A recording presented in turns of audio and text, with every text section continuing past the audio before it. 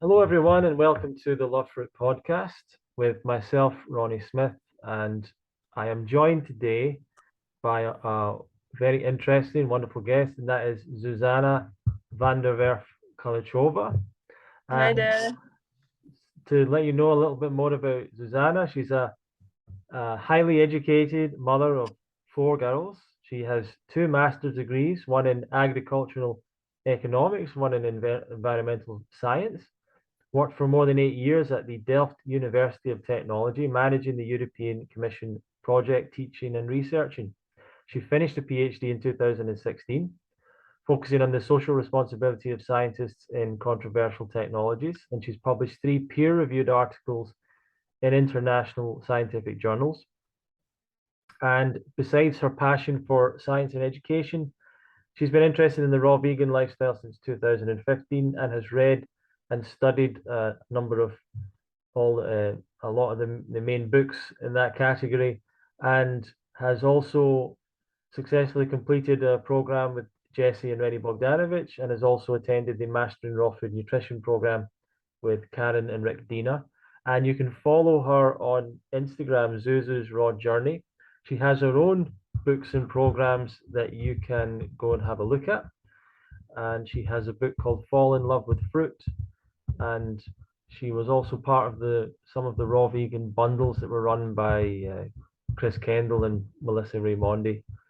So wow, a lot of good information there, Susanna. But is there anything that you want to say about yourself in introduction? Well, that sounds really wonderful, Ronnie. Thank you for introducing me so nicely. I think one very important thing about me is that I'm mother of four girls.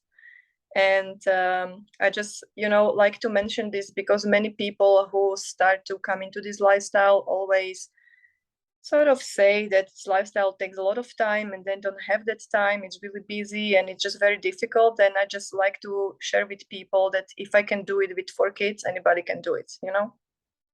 Yeah, absolutely. I have three brothers, so I'm one of four boys, and Oh, amazing. and my mom also has a PhD and was is a academic, so have some some similarity there. You were the boys crew and I have only girls. We are the Yeah, girls power here. that's fantastic. I love big families. I think it's great to see people having big families. But um, let's talk about yourself and were you brought up on a conventional diet or something a little bit different, or how what was your upbringing like? Also, my upbringing was a little bit difficult. Um, my parents, they divorced when I was born, and I was very sick from the very early age. So like the first month of my life, I already had pneumonia, so I just didn't have a good start.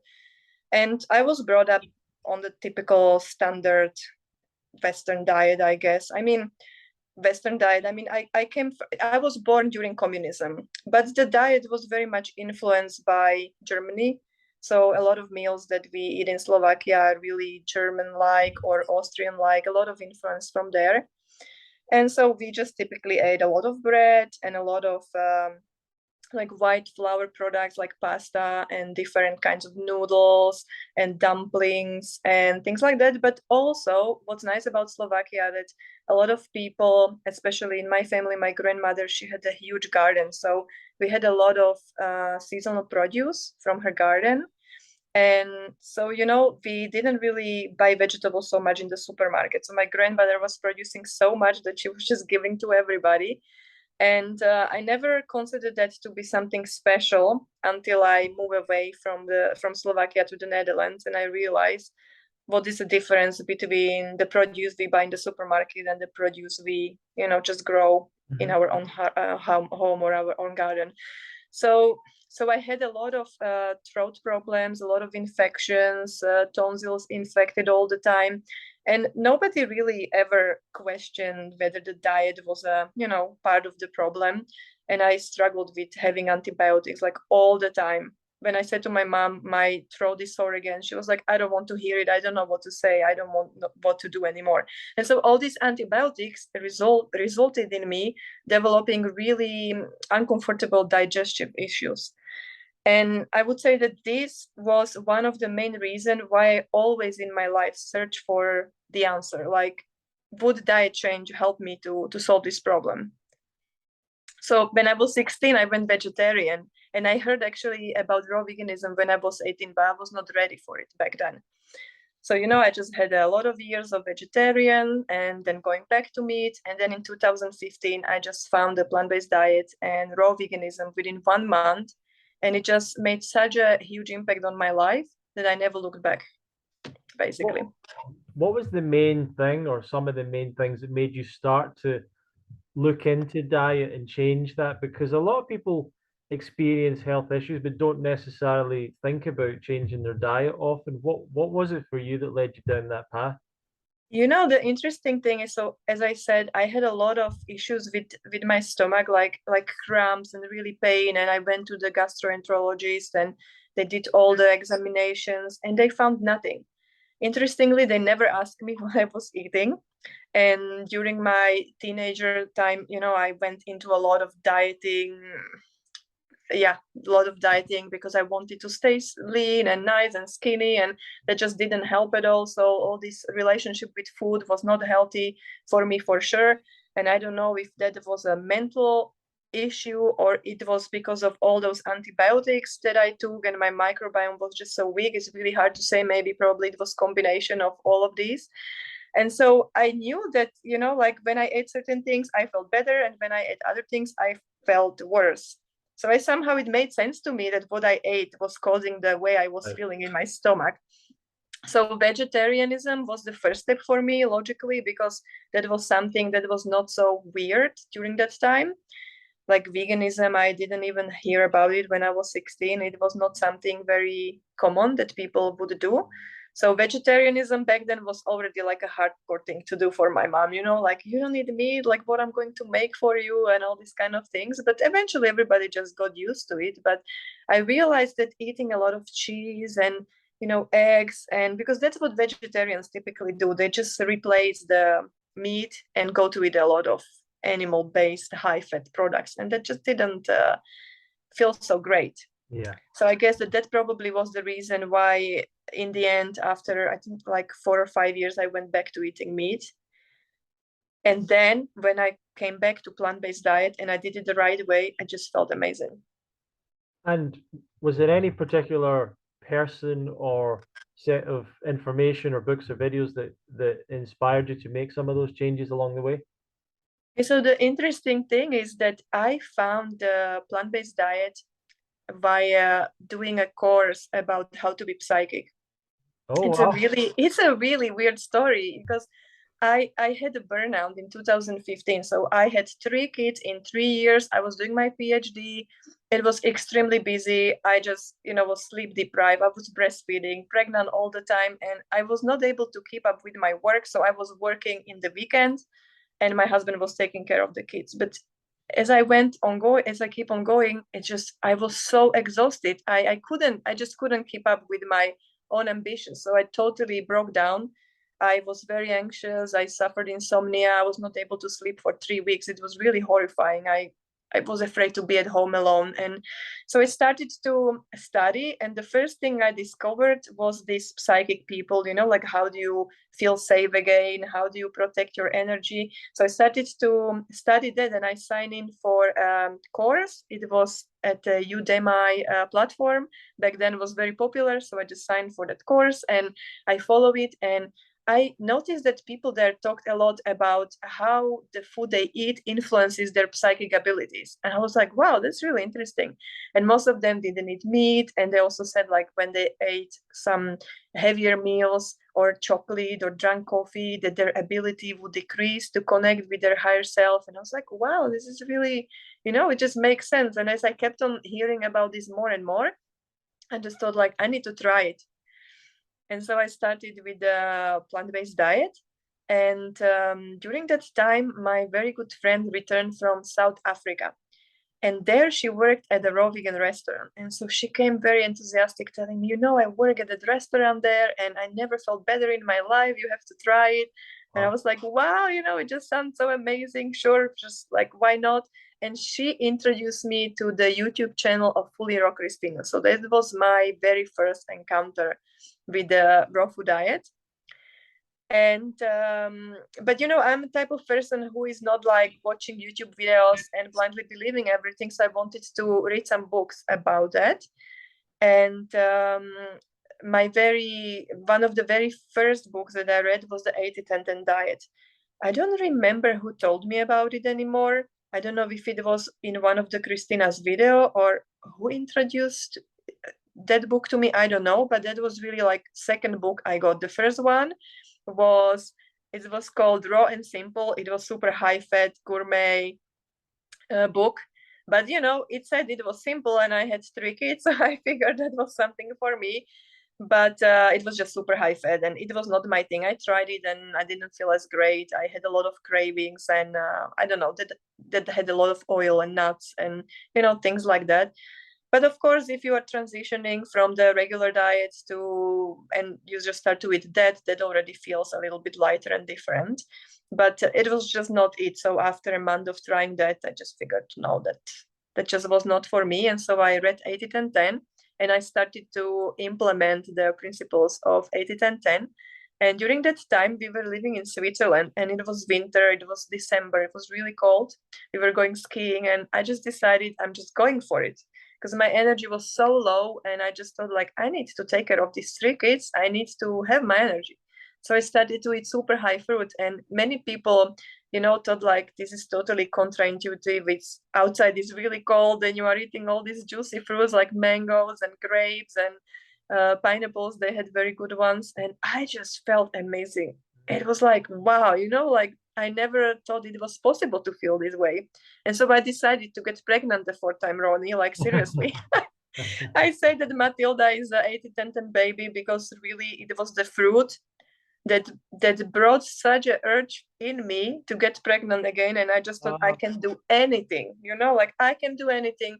I was still busy with my PhD. It didn't make sense to get pregnant at all because during my PhD I had 3 kids already, and my promoter was every time like, not again, please. I was like, whatever, I just feel so great, I can manage. And I did it. I delivered Matilda 3 weeks after my PhD defense. Amazing. Wow. Yeah. That's amazing. Let me ask you about how challenging did you find it to make these changes? Did you find it easy? Did it take time for you? Was it automatic, or how did it work for you? I think it was a combination of easy and difficult because there were moments when it was very easy and there were moments when it was very difficult. And I've been doing this now for more than 7 years, and I notice some pattern on myself. Like I realize I have become a better observer of my own actions, and I notice it's very easy when I prioritize my well-being, if I really put myself first and not put the kids first, then it's easy. But if I'm trying to take care of everybody first and then trying to eat raw, I always end up under eating, always, every single time. Right. And then I get cravings, and now I don't feel bad about myself anymore when I end up in that situation because I know exactly what's going on and how to fix it. But at the beginning, it was very difficult because I really thought that I was not good enough, that I was not having enough willpower, and how come that other people can do it and I couldn't do it. So at the beginning, during these periods when I had cravings and when I felt out of control, it was very difficult and very challenging, absolutely. Oh wow. Yeah, and did you, from what you're saying, it sounds like you didn't do it successfully straight away. Did it take some time for you to learn how to do it and some mistakes along the way? Yeah, so for me actually it was very easy to do fruit for breakfast. That was very natural. There was like, no argument about it, no difficulties, like super easy because it felt very natural. Like when I started to eat fruit for breakfast, eating anything else just even didn't feel possible for me. It's like the first natural choice. So breakfast, super easy. Lunch, depending on my activity level and depending on how much I would eat for breakfast. So if I ate enough, it was quite easy. But during the time I was, breastfeeding, so I needed a lot of calories. So that was my challenge, those calories that I had times when it was really difficult to get enough calories. And when I was not getting enough calories, I saw my baby was not gaining weight. She was more fuzzy and more crying. So I was not pushing it. I was not like, trying to be 100% raw during that time. That was not my goal. My goal was to feel energetic and just feel really good. So that's what I did. But after Matilda weaned off and I just went back to my normal non-breastfeeding, non-pregnant body, it was a little bit easier to to focus on my own bodily needs instead of just feeding the newborn baby and taking care of children. But still, I feel that definitely that transition was not straightforward for me, and there was a lot of back and forth, and sort of like figuring out which way works the best for me. Excellent. Yeah. And I'd like to know across these various changes you made, what were the impacts that you had, or what impacts did you feel? And was there a difference between going raw and just being plant-based? Oh, amazing. The difference is like, for me personally, I know that some people can eat cooked food and don't feel the difference, but for me, the difference is like day and night. It's just incredible. So when I eat raw, I feel like clear-headed. My mental clarity is like amazing. And also one of the things I notice is that the way how I look at myself is just so much more kind and so much more gentle and so much more forgiving. Like I'm not so judgmental towards myself when I'm fully raw. I just really feel good about myself. I feel good in my body. I feel strong in my mind and strong in my body. So it's amazing. And I mentioned on my Instagram recently that during the last year, when I was doing the Mastering Raw Food Nutrition program, I actually decided that I needed to make peace with cooked food, to not be cooked food averse or like afraid of it, because there are moments when it's just handy to accept that cooked food is okay to eat, but it doesn't matter if I accept it and I have a peaceful mind with it. It still makes me feel less optimal than the full raw option, but I'm sort of like good with it now. Yeah. But the difference, if you ask me, is big for me. Yes, especially if I take one cooked food, is not such a big deal. But if I go on for 3 to 4 days and every day I take a cooked food, I just feel more heavy. I don't know, like yeah. Yeah, heavy. That sounds right. It's funny that you mentioned the thing about psychic earlier on, because I had went to a psychic school at one point, and that was involved with me changing my diet as well. Interesting. Yeah, so similar thing. So what would be a typical day like for you now?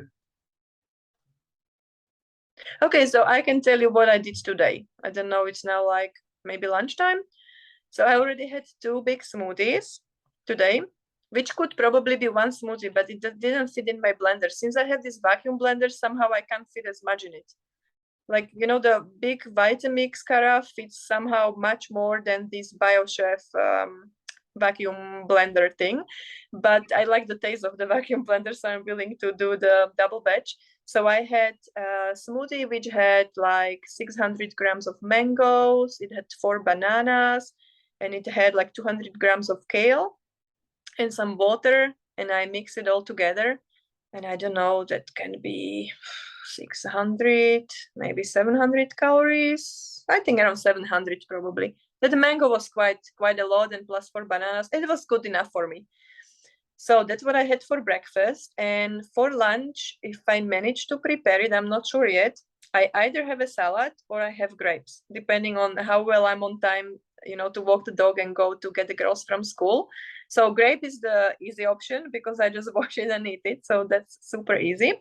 I think I probably have 2 500 grams packages, so like 1 kilogram of grapes if I go for grapes. And if I go for salad, it will be like giant. It will be, most people I observe have this IKEA bamboo bowl, which is why really like really, really, really big. And so I will just fill it with romaine lettuce, like grove sprouts. I will put some sprouts in there. And I love white cabbage and red cabbage and radishes and whatever I have at home. I will just run it through my food processor and just fill that bowl totally fully. And I will put dressing that will be fruit based. So either mango based or date based. I like that very much. And sometimes I will add some hemp seeds then in the dressing, and then in the evening I'll just have another smoothie or another fruit. It really depends. For me, it doesn't really matter when I eat my salad, if it's during the lunchtime or in the evening. It doesn't really matter. But I noticed that because of the girls, it's somehow easier to eat it when they are still at school. Then I just can enjoy it. I don't have to rush and help other people when I'm eating. It's like I like to have my peace when I'm eating. So I often do salad for lunch. Sure, excellent. And you've obviously you're involved in education, and when it comes to changing to this lifestyle, it sounds like you educated yourself with reading a lot of the books and things. Was that an important part of your journey? And what were some of the highlights for you of some of the things that you've learned and read about, and what's helped you the most, would you say? Yeah, so education definitely really important. I think that the first I mentioned was the self-care and self-love and putting yourself first. And I think equally important for me was the education part, because that helped me to become confident about what I was doing. Because there are always these people around who will question, but where do you get this from, and you can't get this on this diet, and it's not natural, and all these kind of comments. Like, I'm sure that people who are trying to eat this way are familiar with this kind of circumstances when people question them. And when I was not educated, I felt insecure about my own choice. I just was not sure, like, is it what I'm doing right? Even though I felt good. But of course, at the beginning, as I mentioned, there were periods when I had cravings, when I didn't feel good. And those were the moments when I was very vulnerable to doubt myself. Like, I'm not feeling as great. Maybe those people are right. Maybe this diet doesn't work. And that's where the education came in. And that really made me confident about the fact that the diet is absolutely 100% right, because it proves every single time to me, when I do the diet right, I feel amazing. There is no doubt.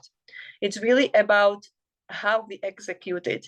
And when we know what we are doing, when we know what kind of role fat is playing, what kind of role vegetables are playing, leafy green vegetables especially, how much volume we need to eat, and all these things.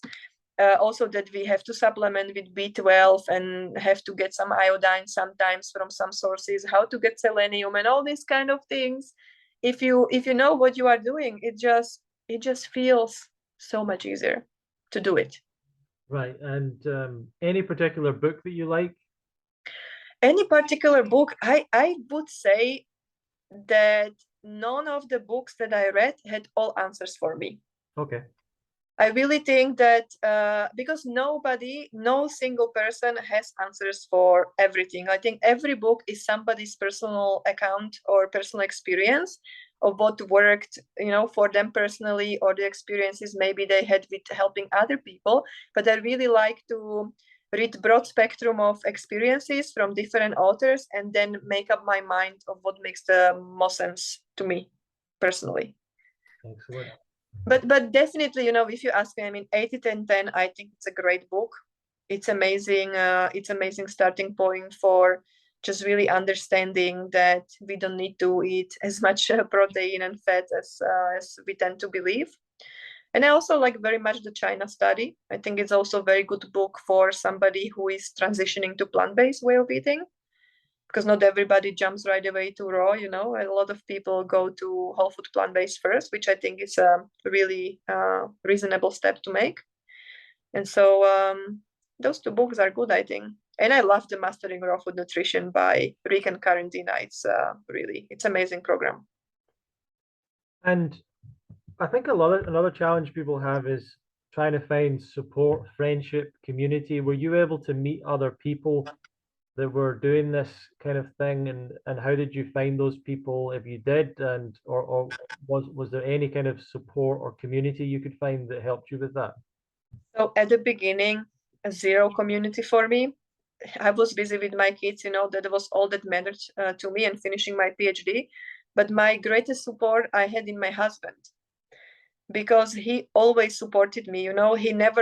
He never questioned my choices. He never pointed to the amount of fruits I sent him to buy in the Lidl back then, because we didn't have as much money, so we had to go shopping in Lidl, buying boxes of bananas and whatever was available. And he just did it for me without questioning. And it was a lot of work extra while managing 3 small kids. I mean, we had 4 kids in 5 years. So, it was really intense, very busy, and he was always very supportive, always happy to eat raw meals that I made. His normal is to make smoothies for work every single evening before he goes to sleep. That's just his normal. So I think if I lived with somebody who would continuously question me or criticize me, it would be very difficult. It would be probably, yeah, very difficult. But then later, when the girls grew up a little bit, I started to start my Instagram account. And that's how I started to connect with more people. So basically, most of the friends I have who eat the same way are actually online friends. And by Instagram, I connected with Wendy, and I went to the Dutch Fruit Festival in 2019.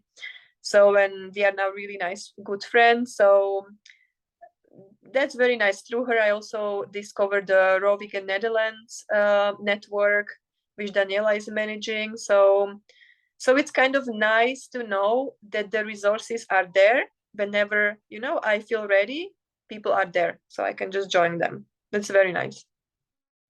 And I think it's important. I think it's important to feel supported by the community, because it really makes you feel like you are not alone in this. And what's kept you inspired to keep on sharing? And you've grown quite a big following of people on Instagram on Zuzu's Raw Journey. What kind of kept you going with that and inspired you there? The way how I felt, I want that everybody experience this. I know that there are so many people who struggle with mental issues or just different chronic disease. And many people just don't know that there are possibilities like this. And I don't say that it's only food which is important for healing. I mean, there are a lot of other aspects, but it just really makes sense to me, and I see it every single time on my own body, in my own body, that what I eat changes the way I experience reality. So I think it's really, really, it's a big part. It's a big part. Ah, I don't think that I can meditate myself into health while eating something, like McDonald's or something like that. yeah, absolutely. And I think that I don't know if you agree with me, but I feel like there's a lot of people in the world looking for a way to get healthier without changing their diet. They want to do almost everything else, including the meditation, the spiritual Yeah. stuff, the Mhm. mindset, exercise. They want to work on everything, but they are not focused on their diet. Have you ever seen that? I feel like I see this all the time around me, because I hope that I'm not making anybody feeling offended, but I have doctors in my family, and they are super sportive. They are super, super fit people. And they are making their choices with a diet, like, they're not eating McDonald's, obviously, but still, when I see the information I have about nutrition, I really see that there is definitely a gap in the medical school education. The doctors just don't receive the education about nutrition at all, and it's really pity. I find that it's a pity that this is the case, because doctors are the ones who are coming in contact with people who need to change their diet as a first step, or one of the first steps. I mean, many people also have difficult social economic situations. So, of course, there are other aspects than eating, but I think that food is just such an important part of how we feel and how we experience ourselves. Yeah, and a big question for me that I think that is interesting is you're obviously helping people and you get probably questions from people now, and I think you've done coaching and you have your book. And what mistakes do you see people commonly making on this diet? Okay, so I think that a lot of people tend to undereat. So there are like two opposite spectrum of the problem. So people tend to undereat. That's one group of people. And then other group of people, they tend to overfocus on calories and then just eating only dried fruit like dates and like too many bananas and totally leaving out the vegetables because they believe that it's only calories that matter. And I notice from my own experience that it's a balance between the two.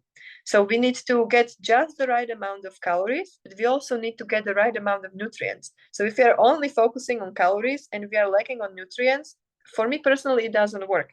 I can eat 3,000 calories of bananas and have cravings and gain weight. And actually, it happened to me. I gained the most amount of weight while I was doing that. So that was my hard lesson to learn. And so I always say to people also, don't rush it too fast. Like you don't have to be perfect overnight. Mm-hmm. Is it your goal to be raw vegan or is it your goal to feel good? And you know, when you start to run or you want to start to do yoga, it's not that you do the deepest stretch overnight. It's just not how it works. You have to allow time and patience and just really work on your goal, but one step at a time. Because the more you push it, the more prone you are just to give up, you know, prematurely before you even experience the benefits that you can achieve. Yeah, fantastic. And do you see any potential dangers to someone changing to a diet like this? Do you see any problems that could arise? I can definitely see problems. And I think that those problems are not diet related, but those problems are mindset related.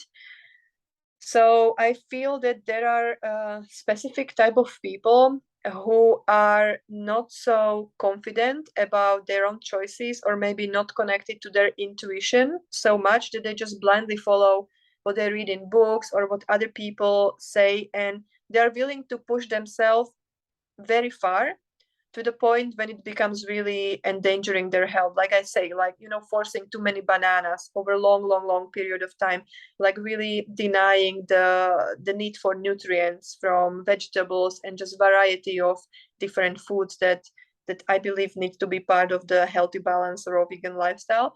And so if people are just so pushing against their will, that their body is clearly telling them like, this is not the way to go, I don't feel good, you know, like it doesn't feel good. Either you are losing too much weight or you are gaining too much weight or you are sleepy all the time or you look in the mirror and you don't just, you know, you don't feel vibrant. Obviously something is not right. So I think that's the sign that people should just stop and somehow revisit what they are doing and then tweak things and change things. It doesn't mean that they have to give up, that it's the wrong, that the diet doesn't work. Not at all. It's just that their current approach is not working. And we have to be just, you know, we have to be open-minded for changes and stay connected to what our body is really needing. Like if somebody is eating only bananas and has horrible cravings for salt, I mean, there is something about it, you know, there is just something about it. Something is missing. And it doesn't mean that you have to go to McDonald's and eat half a kilo of French fries with a lot of salt on it. But maybe you have to just introduce some celery or, I don't know, some leafy green vegetables in your smoothies. And maybe you feel more balanced. And actually, not maybe, I'm 100% sure that people feel more balanced and they just don't have those cravings anymore when they do that consistently. Okay. Outside of the diet, what other aspects of your lifestyle are important for you feeling your best? So I recently noticed, it's interesting, this is something new to me the last 6 weeks, that exercise is really important. Like before kids, I used to be fanatic sporter. I really loved it. But then when kids were small, it just cost me so much energy to take care of them that I totally skim on that. And now I'm coming back to my exercise routine and I feel it's so amazing to, you know, to move your body. And again, it doesn't have to be extreme. You don't have to run 10K every day to call yourself a runner. You can do a 20 minutes run, you can do a 12 minutes run, and if you do it consistently, you are a runner. Just like you are raw foodies when you consistently every day eat raw food, and maybe you have some cooked food in between, but you love the raw food. You want to have it in your life. It just feels so good. So I say to people, call yourself a raw foodist if you eat raw food every single day, because that's what you are, really.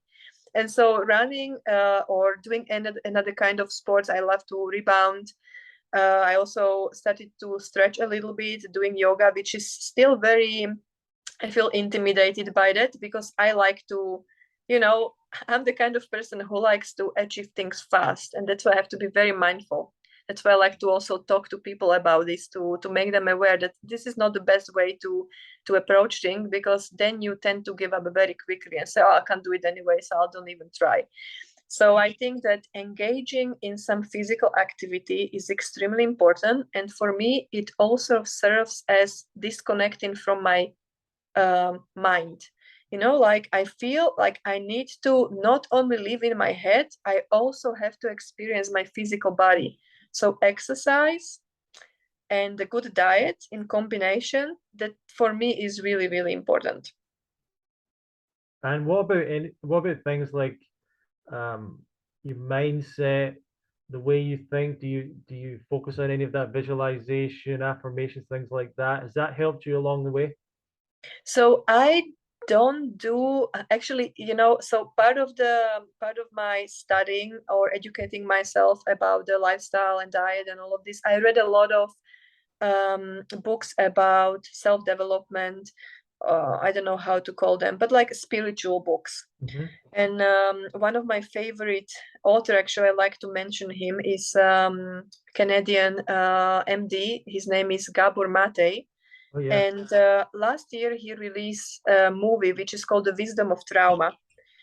And I read all his books already before he made the movie. He is really one of my favorite authors. And I feel that I don't do the visualization or affirmation, but I really try to stay connected and aware with my needs and be observer of my actions and sort of understand why I do things the way I do. And the literature of this kind, like from this particular author, is really helpful for keeping me like connected to this reality.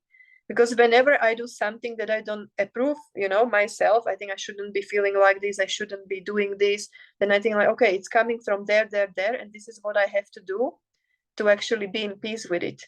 Not like continuously be my own judge and, like judge myself for being not good enough, but to really understand why I do things.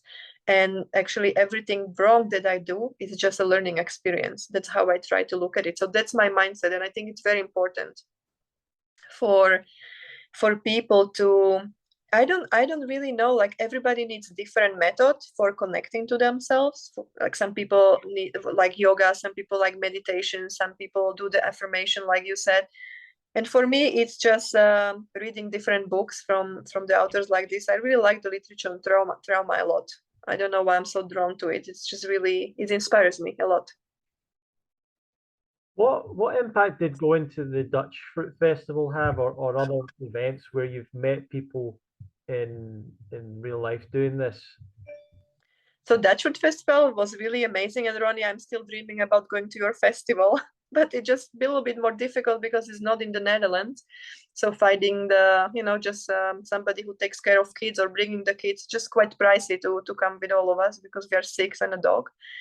But those I think that those events are just amazing because you finally feel like you are not alone doing this lifestyle. It just feels like there are people who understand you, and it's like, I don't know, week feels like year of just, it's just so regenerative. It's so recharging. It's just amazing. It's amazing. I can't explain it how it feels. It just feels great. Really, I recommend for everybody who is aspiring to eat more healthy to join activities like that. Really amazing. And we've not really spoke about this, but I'd like to ask you a little bit. You've got master's degrees in agriculture and economics, environmental science, and you have your PhD, I believe, is the whys and hows of science, Mm-hmm. the lessons from agricultural biotechnology. Was that something you were always interested in from a young age? Is that completely separate to this lifestyle, or is there a connection there at all? You know what's interesting? So I always thought that I don't know what I want to do. I always thought that I want to connect with other people and I want to work with people. I didn't know, I didn't know I will go study agricultural economics. I didn't know I will go to study environmental science. Everything just happened somehow one step at a time without me really planning ahead. So the agricultural economics happened because I wanted to study economics, but it was very difficult to get at the university I wanted to go. So this was like a second option. And the interesting thing was that, when I look now retrospectively, it already served purpose back then, because as a part of that study, I had a lot of food production courses, like animal production, crop production, and I just got to see things which normally people don't see. And now, just knowing why I choose to eat plant-based and knowing why I choose to eat this way, it just really comes back to what I saw during that time, like how those animals were raised. And it was just, I don't know, like I didn't look for it during that time, but it came to my life. And I really felt that it was the right thing for me. And the environmental sciences, that also happened very unexpectedly, because I went as a part of my agricultural economics master. I went for an exchange program to the Netherlands, where I was supposed to stay just 6 months. But I liked it so much that I decided to extend my stay. And from 6 months became 1 year. And from that became a totally different master degree, because I found a scholarship that was, supportive of that. And so everything in my life just flew somehow very naturally, and it tended to revolve around food, which is really interesting, because the agriculture biotechnology was also about food. It was also about food production. And yeah, it just really fascinates me when I look back how I didn't choose it consciously, but it just happened to be my path. Yeah. Excellent. And can you teach us a little bit about that? What is that subject about, and what did you learn about it? What did you contribute to it? What do you see as the developments in that can help the world? You mean the agriculture biotechnology? Yeah, I guess so. Yeah, so I was very fascinated by that subject, because there was a lot of controversy around it. And when I was choosing my final project for my master thesis, there was this project which involved organization of scientists, and they needed to collect information about. They were focusing on public sector research. And every time when people talk about agriculture biotechnology, everybody just immediately think Monsanto and GM soy is the one that comes usually to everybody's mind. And so I learned that there was actually different kind of research going on, which was happening at small universities or public sector research, like in Africa, in Latin America. And I was really curious, like, what was this all about? So I connected with these scientists and actually traveled in China, and I did my master thesis research there, because China already back then, that was in 2008, they were very advanced in agriculture biotechnology. They actually didn't want to have anything in common with Monsanto. They didn't want to buy any seeds from them, any patented products. They wanted to develop their own products for their own Chinese farmers' needs. And that I thought was really impressive back then. So I did my research there, and during this project, I got access to big meetings like the Cartagena, the Convention on Biological Diversity, and the Cartagena Protocol on Biosafety.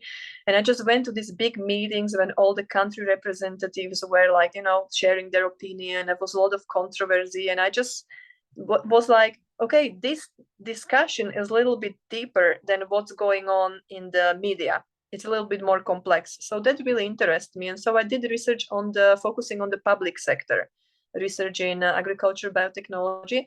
And one of the major things which I realized already back then was that everybody was against biotechnology, because everybody was against herbicides and GM soy, but nobody realized that these crops are produced to feed the animals. Right. The agricultural animals.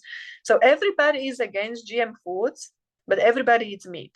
So it just didn't make sense to me. Like, you all people hear the word GM, and you immediately shout against it while you are eating your steak. It's just, I don't know, it didn't make sense. Yeah, everyone thinks it's the carrots they're eating or something, or it's the blueberries. But as you're saying, it's when people are talking about these things, it's mostly um, and even any damage, environmental damage from monocrops and things like that. These are all mostly being grown to feed the animal supply. Yes.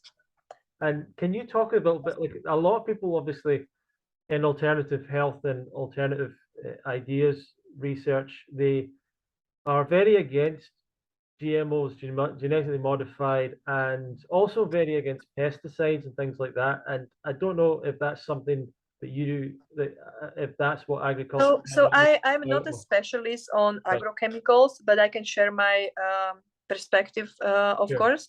So when I was studying the GM thing, one of the motives for me was that, there were varieties which actually didn't require spraying with pesticides, and it was possible, or it is possible, to insert a gene in a plant that will actually act as a pesticide to the target organism that is actually eating the plant.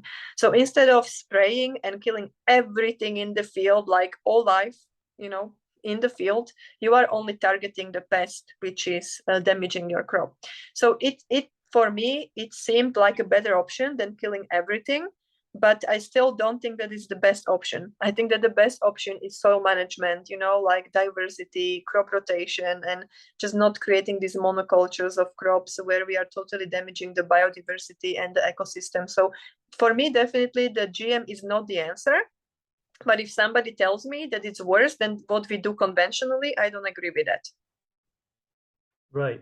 And do you see there being any positive uses for things like pesticides and GMOs and things like that? Do you see that there could be a benefit to using these? So, the longer I'm away from the subject, the less inclined I am to support it.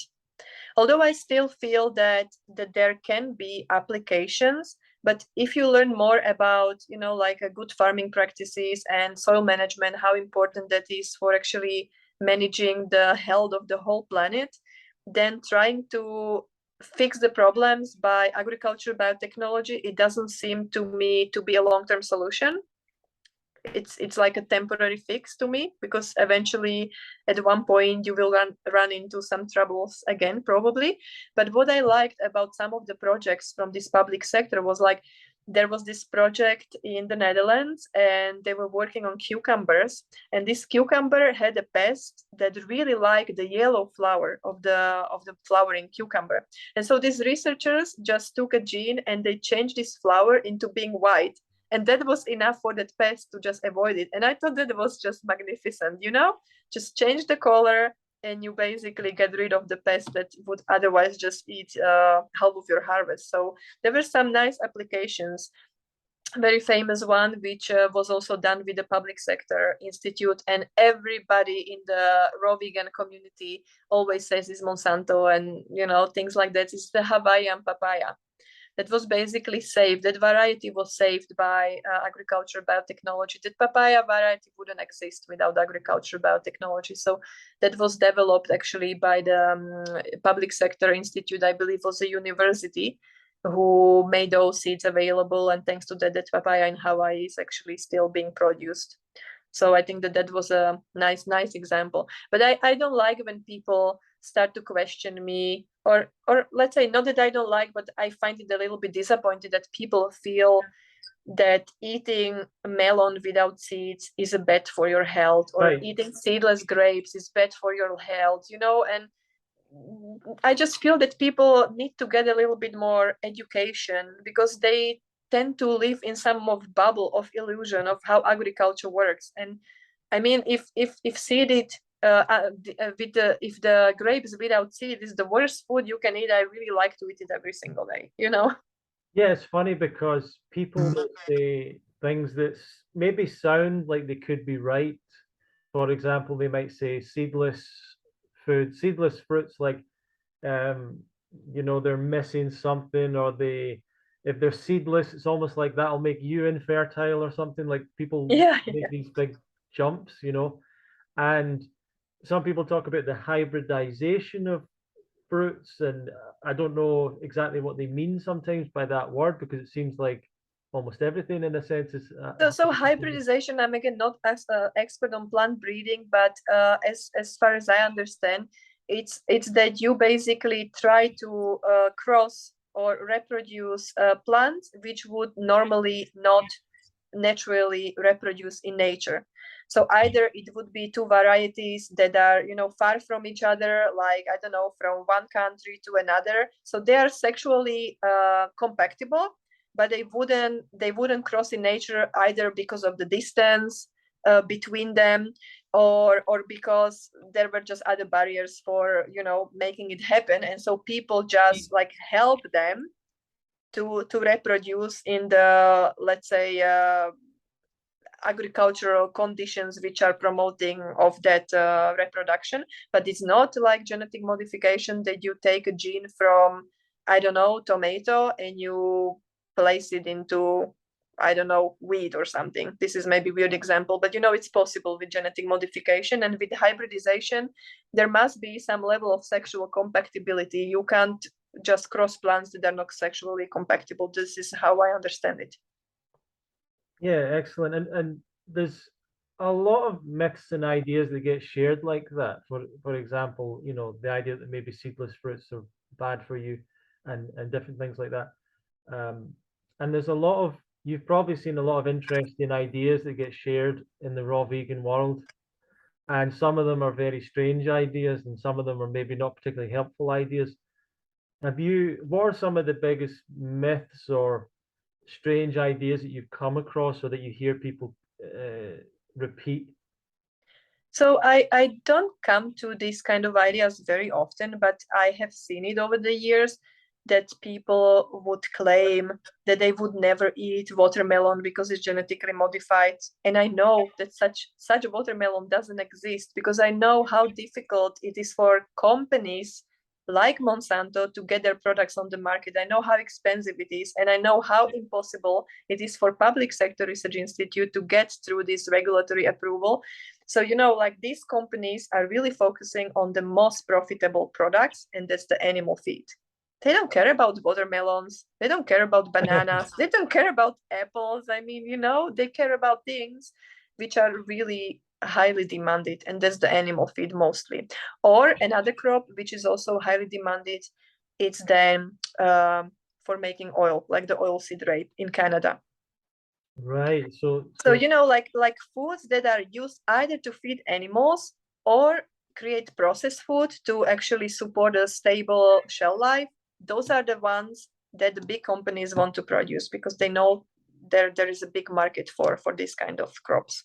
right. So I've had friends of mine who'll say that, so if I was eating fruit, for example, they will say that could be genetically modified. Absolutely nonsense. Is that organic? Does it have pesticides on it? Things. And I'm always thinking, well, the most pesticides are in the foods used to feed the animals, I would imagine, and the most likely genetically modified are the ones used to feed the animals as well. So if they're still eating meat and things like that, it seems to me that if there is any risk of those things, then they're at more risk than I would be.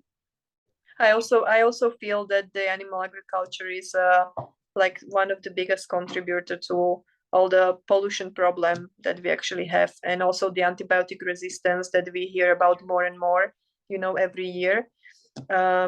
It just all comes from the animal agriculture. It's crazy that people don't make this connection between deforestation, between water shortages, and the loss of biodiversity and the animal production. It's just really sad that people, they are so blinded by the taste of the beautifully presented food in the restaurant that they just actually, maybe they just don't want to know about it because it's inconvenient truth. Yeah, yeah. How would you suggest that we try and share this message with people that are new to it? What do you think is the best way? I think that the best way, it's probably cliche to say that, but I think the best way is to be the change you want to see in the world. Because I find that if you read like all the health books and you know all the theory and you have all this information, but you are not walking example of what you are doing, people are not going to listen. They are not going to be interested. But when you are, I don't know, having 4 kids and you are 40 years old almost, and you look good and you feel good and, you know, enthusiastic and motivated, then people are like, wow, how do you do that? You know, like, what's your secret? And that's, I think, the way to get people motivated. And also it's very important, I feel, to not push people, not be judgmental, and not make, you know, silly comments about what they are eating and all these things we discussed about animal agriculture, because I don't think it helps people when we criticize them. I think that the more we push them with negative thoughts and comments, the more they tend to push back. So I think to be the example is a really good way, I find. How do you find it with your social life, with being with your family, your friends, maybe colleagues, even with being out in the world, buying the food, eating the food that you're eating, the diet you have, and maybe getting attention or comments from people? How do you deal with all of those situations? Yeah, so at the beginning, it was more challenging. As I said previously, like when I was not totally sure what I was doing, it was just more challenging. And I just would, you know, I would be very insecure ordering different kind of foods from others, like going to the wedding and having something totally different than other people are eating. But over the years, I don't know, I just don't feel bothered so much anymore, and I don't mind to be different.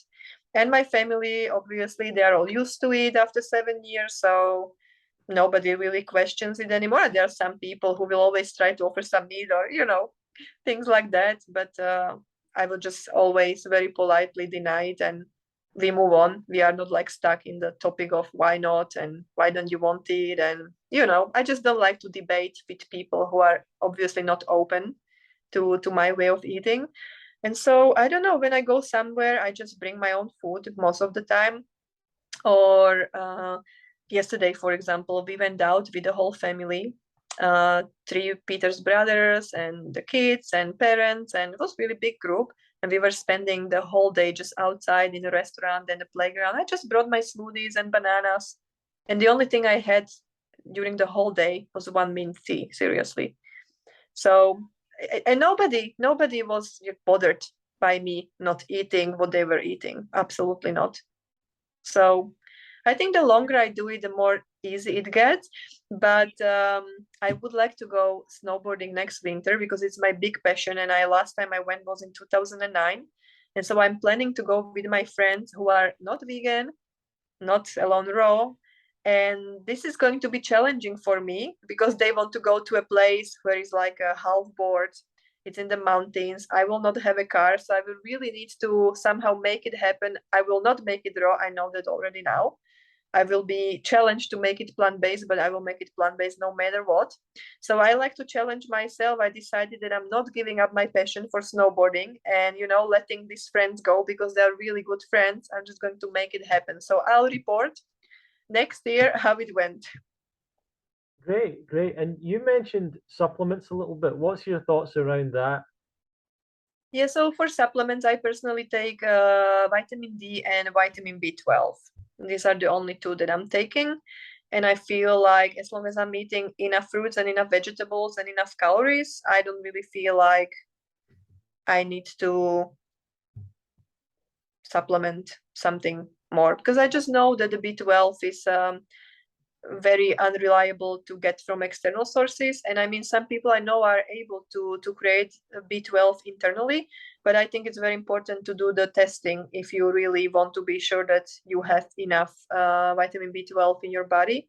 And I don't like to be, I don't know, I don't like needles. I don't like, so I prefer to take the supplements. And okay, it's okay to do the test, you know, like every now and then, but I wouldn't be going like very often to make sure that that I'm not supplementing and I'm still fine. Like I just prefer to take the B12 spray. I don't think it's a problem. Sure. And what would be some of your personal hopes and dreams for the future? Personal hopes and dreams. You mean like really, really personal, like what I would like to I suppose for your own life personally and what you'd like to see for the planet. So for my life personally, my life is actually really good.